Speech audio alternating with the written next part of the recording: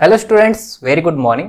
कैसे हैं आप सभी? आई होप सब स्टूडेंट स्वस्थ हैं, अपना और अपनी फैमिली का यहाँ पे सभी इस कोरोना टाइम्स के अंदर ध्यान रख रहे होंगे और बेवजह घर से बाहर नहीं निकल रहे होंगे। ओके स्टूडेंट्स, तो आप सभी से एक छोटी सी रिक्वेस्ट यही है कि अपना और अपने परिवार का ध्यान रखिएगा और इसके अलावा मेहनत करते रहिएगा। आपका स्वागत है इस हमारे प्यारे channel third law of Newton's के अंदर।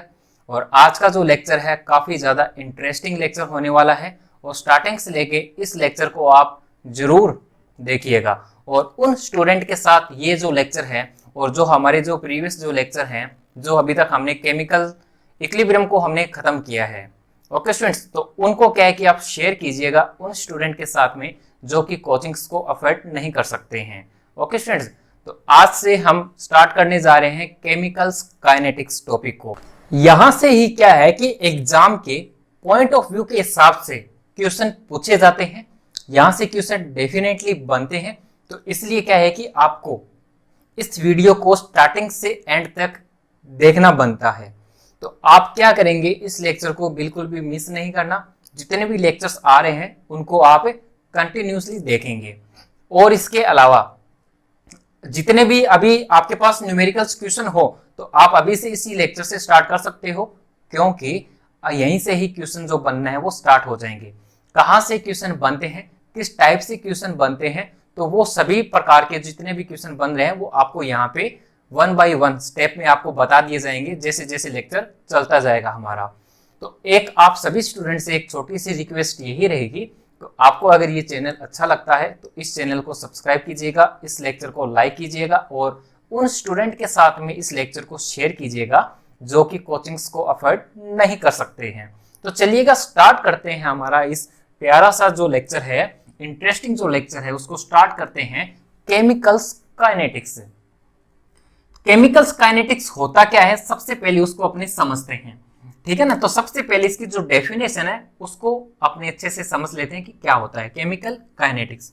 तो जो केमिकल्स काइनेटिक होता है वो एक ब्रांच होती है, the branches of physical chemistry. ये क्या होती है, एक फिजिकल केमिस्ट्री की ब्रांच होती है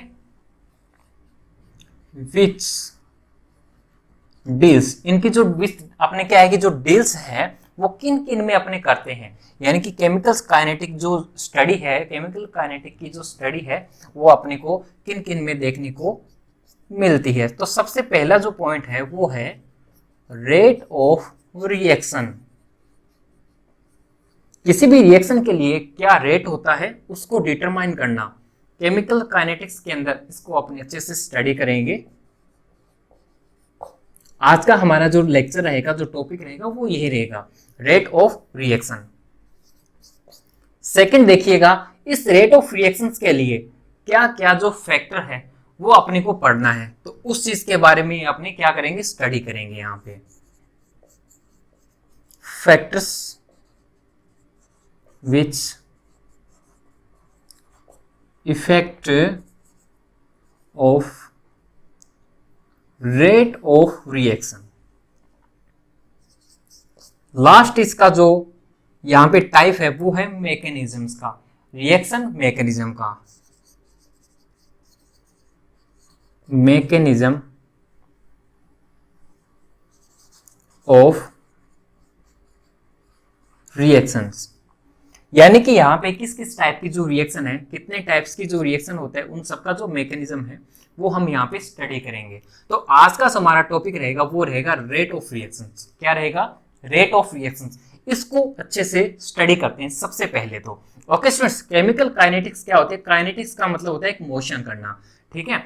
तो केमिकल का मतलब यहाँ पे क्या हो गया कि दी branch of physical chemistry, physical chemistry की ब्रांच होती है केमिकल काइनेटिक, और इसकी जो स्टडी है वो अपने करते हैं रेट ऑफ रिएक्शन में।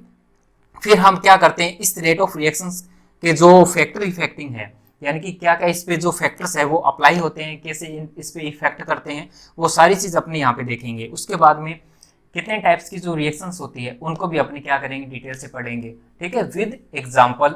और जितने भी न्यूमेरिकल्स बनते हैं एग्जाम के अंदर तो सारे के सारे अपने यहाँ पे डिस्कस कर लेंगे। ओके स्टूडेंट्स, तो चलते हैं यहाँ पे सबसे पहले रेट ऑफ रिएक्शंस पे।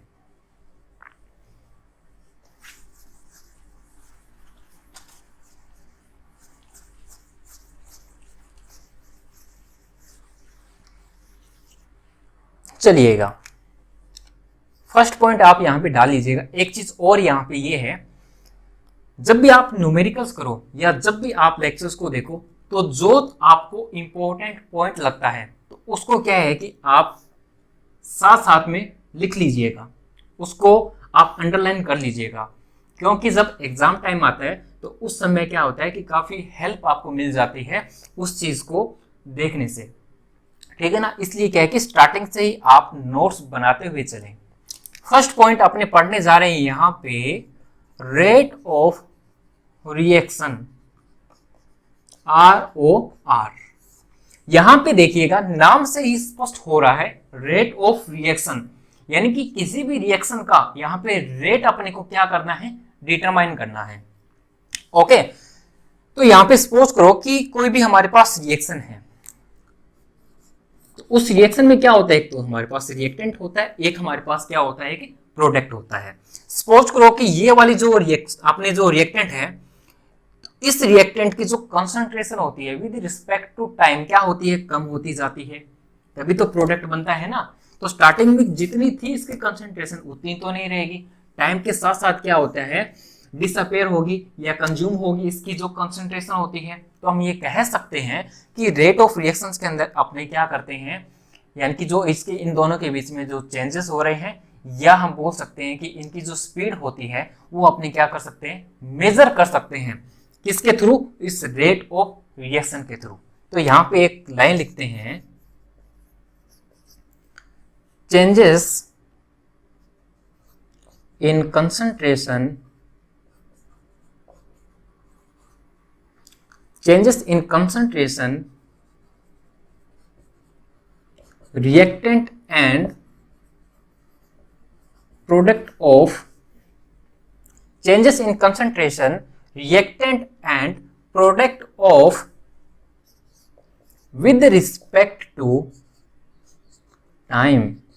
yes, टाइम के साथ साथ क्या होता है, रिएक्टेंट और प्रोडक्ट, रिएक्टेंट और प्रोडक्ट की जो कंसंट्रेशन होती है वो क्या होती है, चेंज होती रहती है।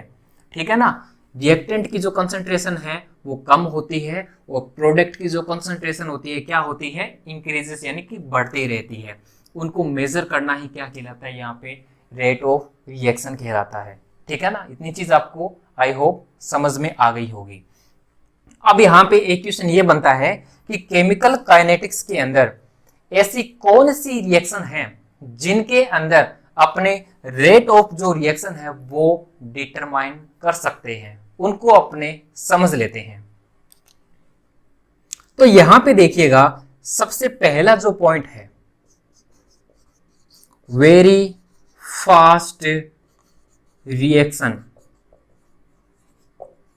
Very fast reaction.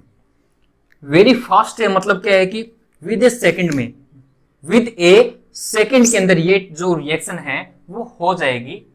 पलक, अपने जो पलक हैं यानी कि जो पलकें हैं झपकते ही जो रिएक्शन है वो कंप्लीट हो जाएगी, आपको पता ही नहीं चलेगा कि ये रिएक्शन हुई है या नहीं हुई है, यानी कि इतनी फास्ट ये रिएक्शन होती है।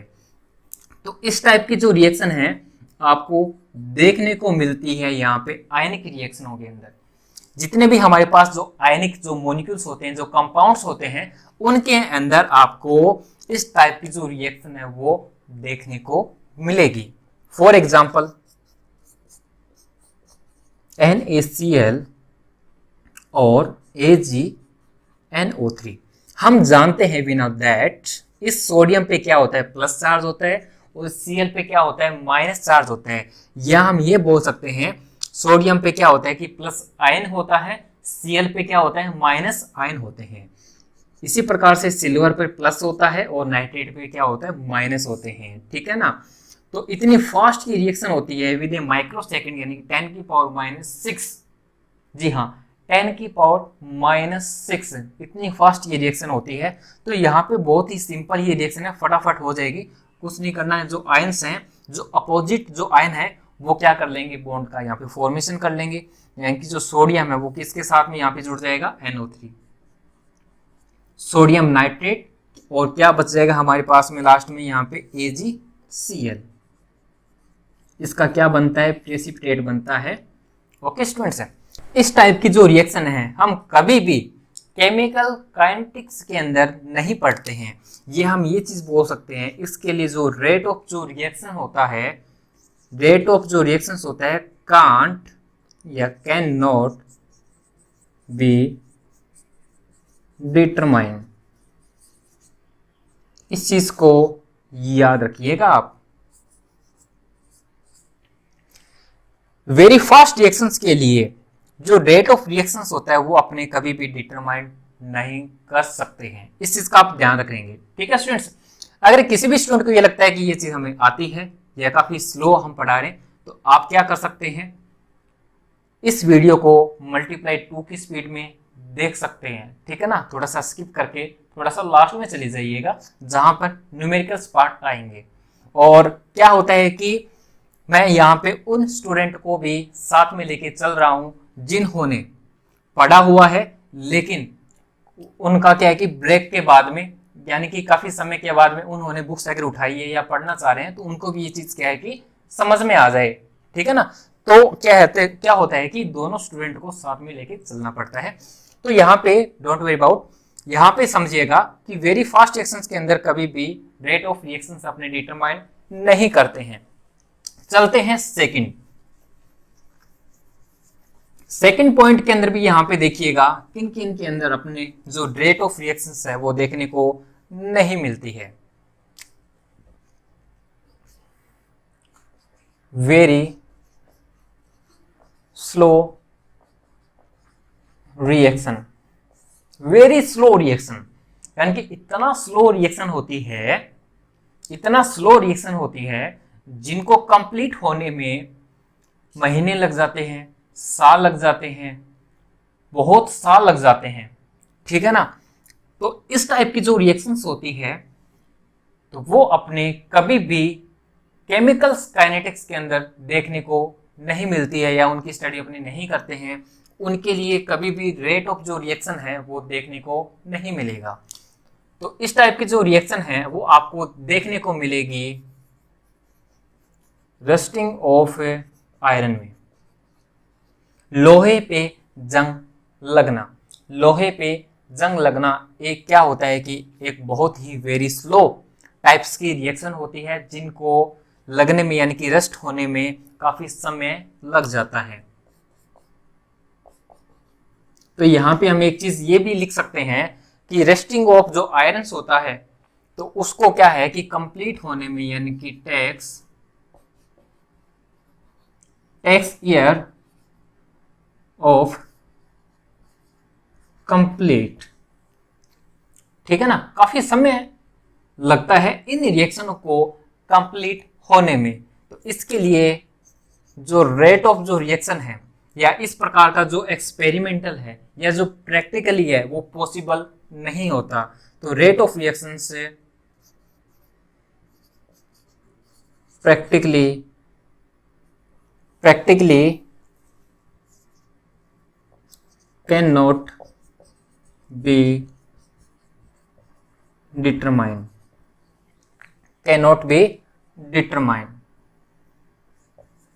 ये लीजिएगा, इसको भी आप यहाँ पे ध्यान में रखिएगा। वेरी फास्ट रिएक्शन में और वेरी स्लो रिएक्शंस में आपको कभी भी रेट ऑफ जो रिएक्शंस है वो देखने को नहीं मिलेगा, उनकी स्टडी अपने कभी भी नहीं करते हैं। तो अब आपका यहाँ पे क्वेश्चन ये रहेगा कि कहाँ पे हम इनकी स्टडी करते हैं। केमिकल काइनेटिक्स के अंदर अपने उन रिएक्शनों की यहाँ पे स्टडी करते हैं जहां पे क्या होता है कि रेट ऑफ रिएक्शन अपने को मिले। तो आपने नाम सुना होगा मॉडरेट रिएक्शन। जी हाँ, मॉडरेट रिएक्शन। तो मॉडरेट रिएक्शन क्या होती है वो अपने समझते हैं। सबसे पहले तो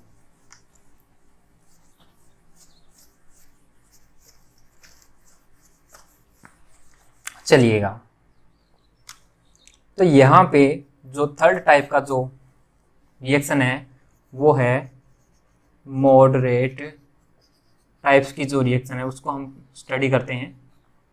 मॉडरेट रिएक्शन वो रिएक्शन होती है जिन रिएक्शनों के अंदर स्लोवेस्ट और फास्ट रिएक्शंस ये दोनों ही अपने को नहीं देखने को मिलती है, तो ऐसी रिएक्शंस क्या कहलाती है, मॉडरेट कहलाती है। ना ही तो क्या होती है फास्ट होती है और ना ही क्या होती है स्लो रिएक्शन होती है।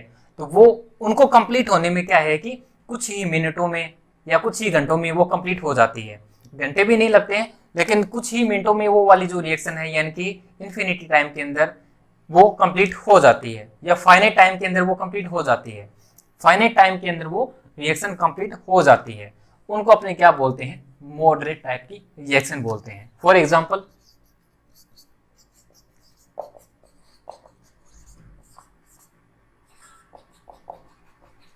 ये लीजिएगा, तो इस टाइप की जो रिएक्शंस होती है वो कहलाती है मॉडरेट। किसमें है, नाइट्रोजन और इस नाइट्रोजन के बीच में यहाँ पे ट्रिपल बॉन्ड है, इस हाइड्रोजन और हाइड्रोजन के बीच में ये सिंगल बॉन्ड से जुड़ा हुआ है, और ये जो अमोनिया है वो कुछ इस प्रकार से अटैच है इस हाइड्रोजन से।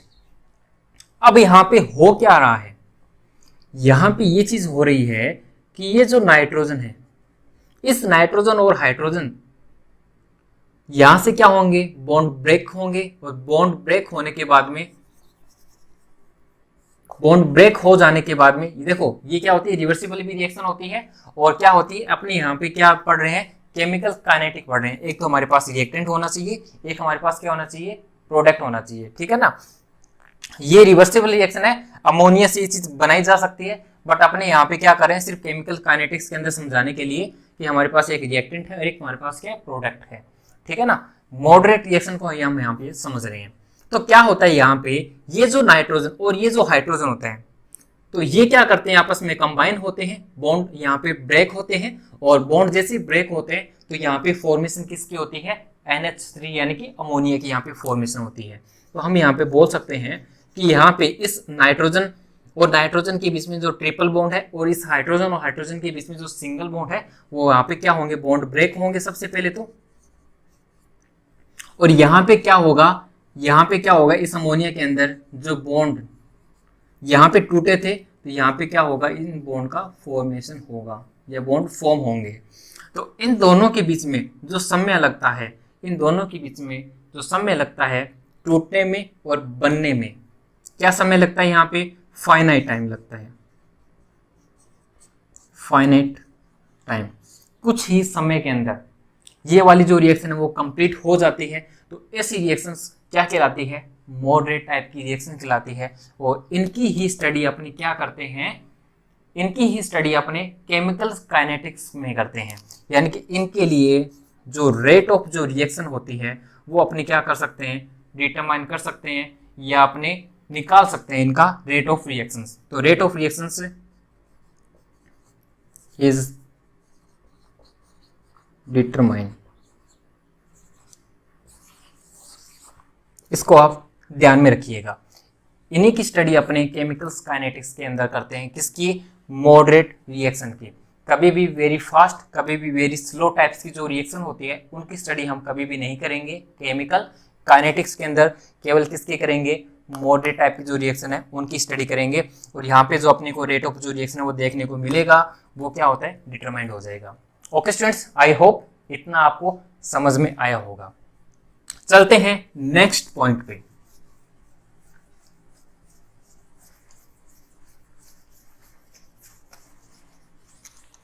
यहां से कहानी स्टार्ट होती है। मॉडरेट टाइप की जो रिएक्शन होती है, यहीं से क्या होती है, जो कहानी है वो क्या होती है, स्टार्ट होती है केमिकल काइनेटिक्स की।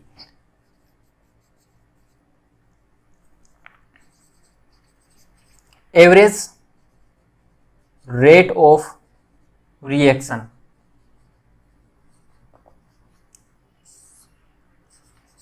क्या होता है यहां पे, एवरेज रेट ऑफ रिएक्शंस क्या होता है वो हम समझते हैं। सबसे पहले तो सपोज करो कि हमारे पास कोई ये रिएक्शन है,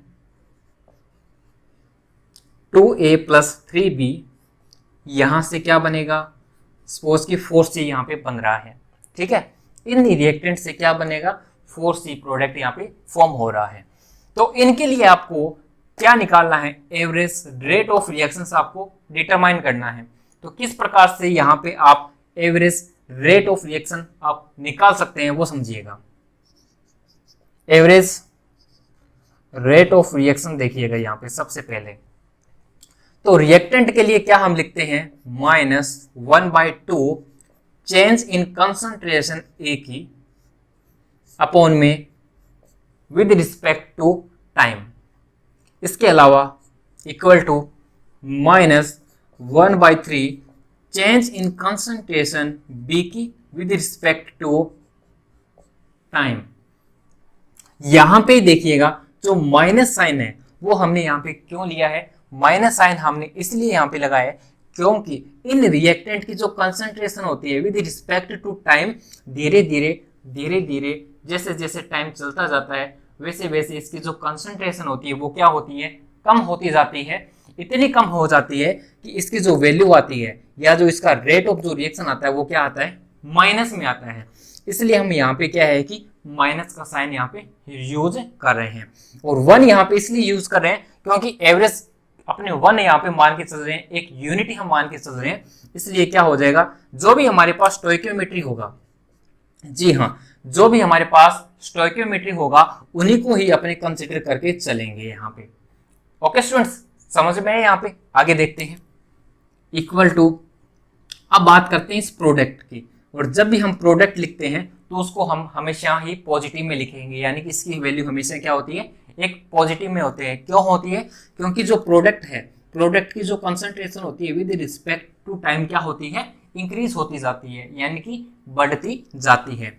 इसलिए हमेशा इसका जो रेट ऑफ रिएक्शन होता है या जो एवरेज रेट ऑफ जो रिएक्शन होता है हमेशा क्या आता है, एक पॉजिटिव वैल्यू ही आपको देता है।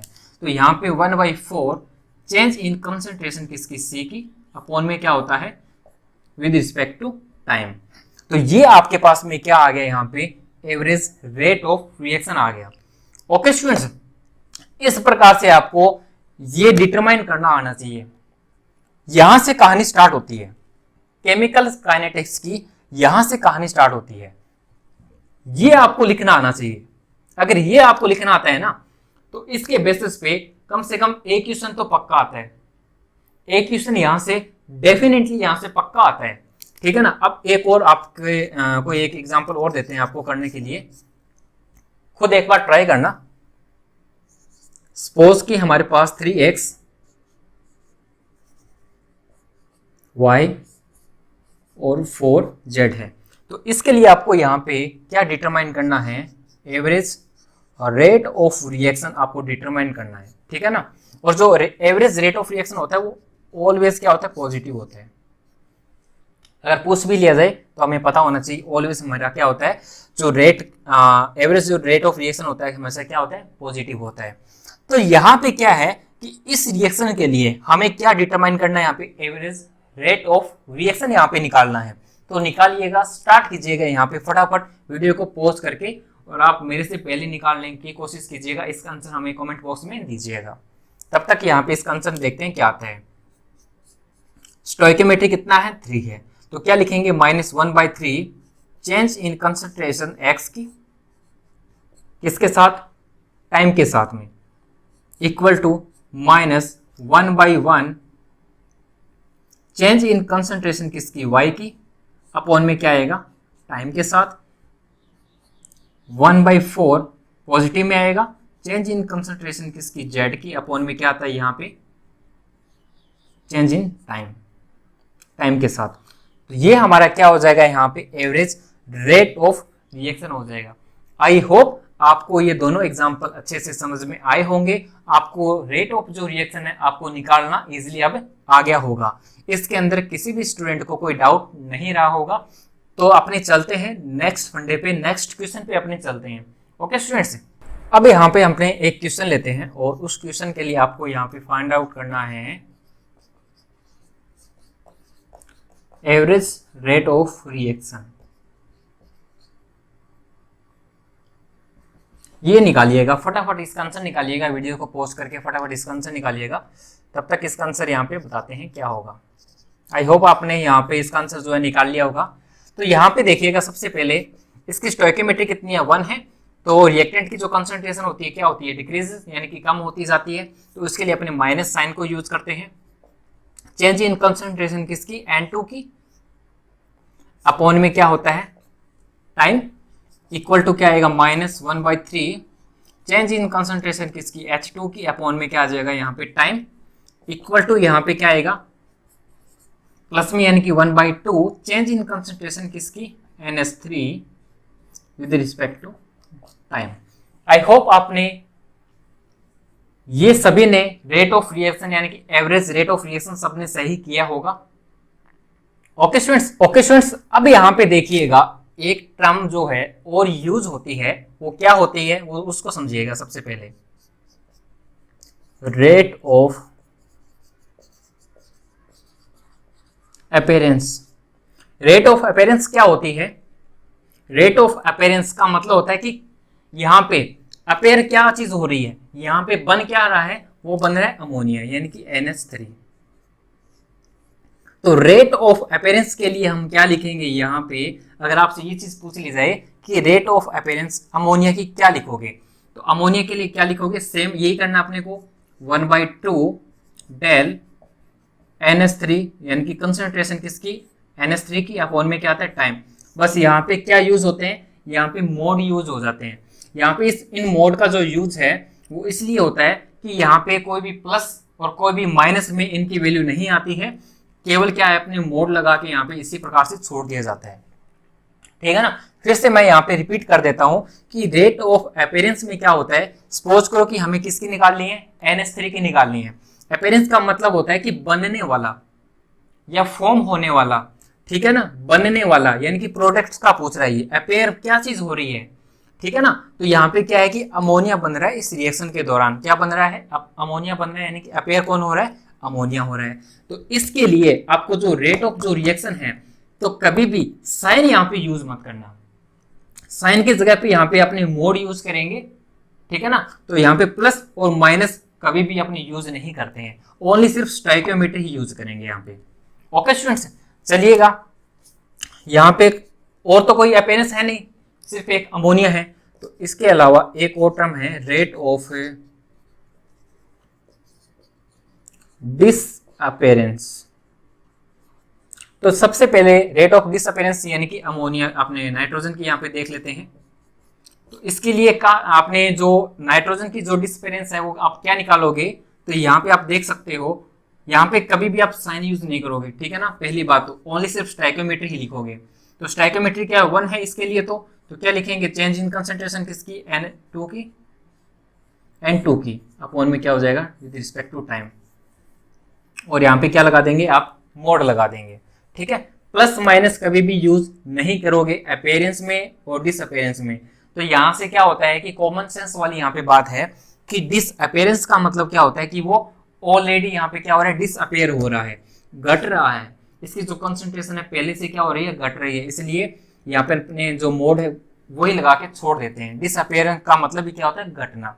अपीयरेंस का मतलब क्या होता है कि बढ़ना, ओके, या बनने वाला। इसी प्रकार से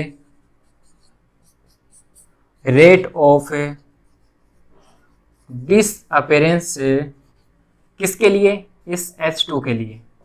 तो H2 के लिए यहाँ पे डिसअपीयरेंस क्या हो जाएगी, यहाँ पे क्या है 1/3, चेंज इन कंसंट्रेशन किसकी, H2 की, अपॉन में डेल्टा, और मोड लगा देंगे यहाँ पे, ये लीजिएगा। तो इस प्रकार से आपको जो क्वेश्चन है वो सोल्व करने हैं। सबसे पहले तो आपको रेट ऑफ यानी कि एवरेज रेट ऑफ रिएक्शंस लिखना आना चाहिए। उसके बाद में क्या है कि रेट ऑफ अपीयरेंस आप किस प्रकार से निकालते हो, रेट ऑफ डिसअपीयरेंस आप किस प्रकार से निकालते हो, ठीक है ना। डिसअपीयरेंस मतलब कि रिएक्टेंट का निकलता है, और जो अपीयरेंस होता है वो किसका निकलता है, प्रोडक्ट का निकलता है। आई होप इतना जो भी आपको जो स्टोरी आपको समझाई है वो समझ में आई होगी। यहीं से क्या है कि क्वेश्चन बनना स्टार्ट होता है। कभी कभी आपसे रेट ऑफ रिएक्शन भी पूछ लेते हैं, लेकिन क्या होता है कि जैसे नेट या जो CSIR का जो एग्जाम होता है, नेट का या टीफर का जो एग्जाम होता है, तो उनमें क्या होते हैं, थोड़ा सा लेवल हाई आता है, तो उनमें ऐसी चीज नहीं पूछी जाती है। बट अपने को बेस पता होना चाहिए, जो कॉन्सेप्ट है वो पता होना चाहिए, इन्हीं कॉन्सेप्ट के बेसिस पे वो क्वेश्चन बनाते हैं, ठीक है ना। अब क्या अपने एक दो क्वेश्चन ले लेते हैं, उन्हीं क्वेश्चन के बेस पे अपने देख लेते हैं किस प्रकार का जो वेरिएशन है वो अपने को देखने को मिलता है। चलिएगा स्टार्ट करते हैं फर्स्ट क्वेश्चन से। ओके स्टूडेंट्स, अब अपने क्या करते हैं, क्वेश्चन से पहले सबसे पहले अपने क्या है कि रेट ऑफ रिएक्शंस की एक यूनिट देख लेते हैं। Unit of rate of reaction, unit of rate of reaction, इसके लिए यूनिट क्या होती है। तो किसी भी एक टर्म को यहाँ पे उठा लीजिएगा। सबसे पहले जैसे किसी को मैं उठा के देख लेता हूँ, तो रेट ऑफ रिएक्शन क्या होती है, चेंज इन कंसंट्रेशन किसकी, अमोनिया की, विद रिस्पेक्ट टू क्या होता है, टाइम होता है, यही होता है ना। तो यहाँ पे देखिएगा चेंज इन कंसंट्रेशन, तो यहाँ पे चेंज इन कंसंट्रेशन अपॉन में क्या होता है, टाइम, ये हम जानते हैं, ये चीज अपने लिखते आ रहे हैं अभी तक। ओके, रेट ऑफ रिएक्शन के लिए अपने को क्या यहाँ से पता करनी है, इसकी यूनिट पता करनी है। तो यहां से देखिएगा जो कंसंट्रेशन क्या चीज होती है, कंसंट्रेशन अपने कैसे निकालते थे, कंसंट्रेशन होती है नंबर ऑफ मोल्स अपॉन में क्या होता है, वॉल्यूम होता है, नंबर ऑफ मोल्स अपॉन में क्या होता है, वॉल्यूम होता है, इक्वल टू कंसंट्रेशन।